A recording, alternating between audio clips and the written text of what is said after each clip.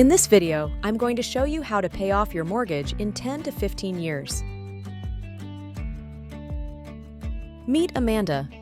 She has a household income of $10,000 after tax.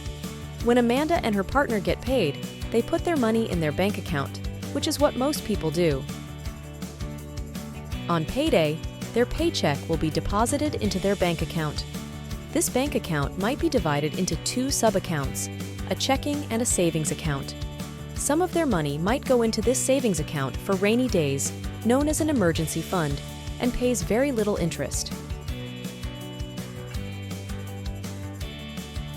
Like most people, pay goes into their bank account, and it goes back out to pay for their expenses, which include mortgage, household, and living expenses, credit card payments, car payment, and line of credit or other loan payments. In this scenario, Amanda has a $500,000 mortgage at 5.5% interest. Her mortgage payment is $3,052. $786 of that goes to principal, and $2,266 goes towards interest. So every month, out of her checking account, she pays her mortgage and expenses. Let's say that her expenses are about $5,200 per month. Her mortgage will be paid off in 25 years. Total interest to be paid is $415,572. That's 83% of her mortgage amount. Now let's meet Isabella. She and her partner make the same amount as Amanda and her partner, $10,000 per month. She has the same $500,000 mortgage and the same expenses totaling $5,200 per month. But unlike Amanda, Isabella doesn't put her income into a regular bank account.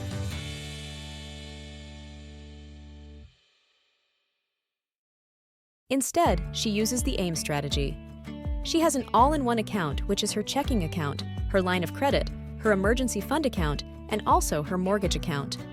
She pays a higher interest rate than Amanda.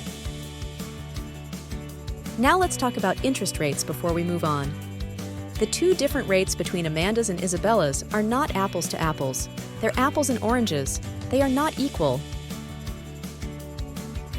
It's like comparing Celsius and Fahrenheit.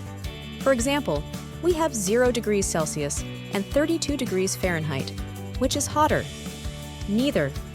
Even though 32 is a bigger number, and therefore you might think that means hotter, it doesn't. They are actually the same exact temperature.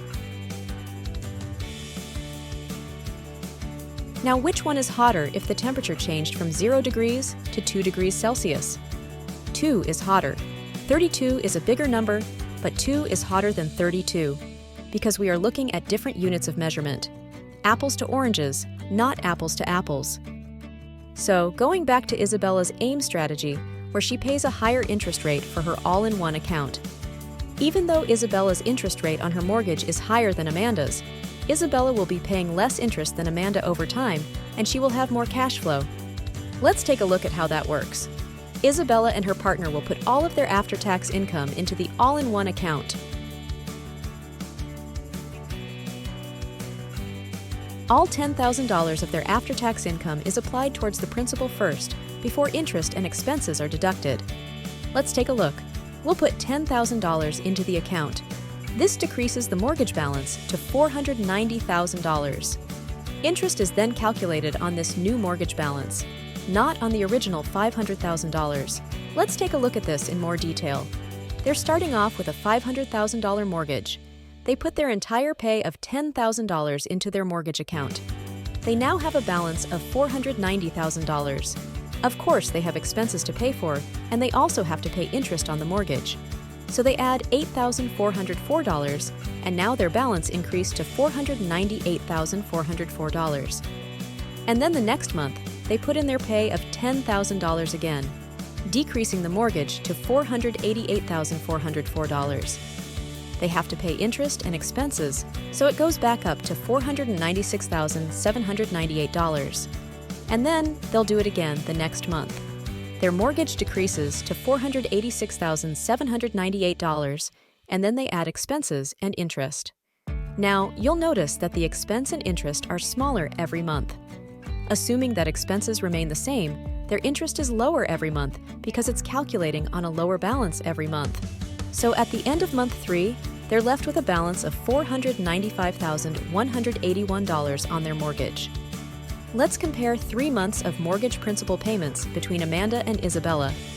You might recall that Amanda's mortgage payment consists of $786 towards principal and $2,266 towards interest. This stays the same every month. So in month 1, Amanda paid $786, Isabella paid $1,596. In month 2, Amanda paid $786 again, Isabella paid $1,606. In month 3, Amanda paid $786, Isabella paid $1,617.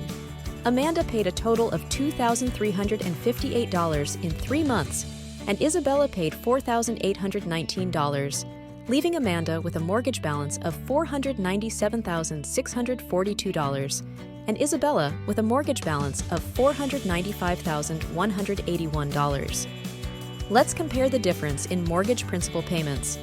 There's a difference of $2,461 in 3 months, $12,302 in 12 months, and $31,377 in 5 years. So with Isabella, even with a higher interest rate, in 5 years, she has paid over $31,000 more into her principal than Amanda has. Same mortgage, same expenses between 2 people, but they employ 2 different strategies. Again, we're looking at the same mortgage with the same expenses. Amanda pays off her mortgage in 25 years, paying a total of $415,574 in interest. Isabella pays off her mortgage in 14.5 years, paying a total of $331,014 in interest.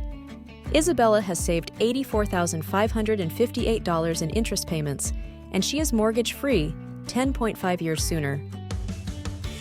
Now that Isabella is mortgage-free, she has a positive balance in her checking account, so she makes 2% interest on it. No other bank pays 2% interest on a checking account, and she also has access to all of her equity.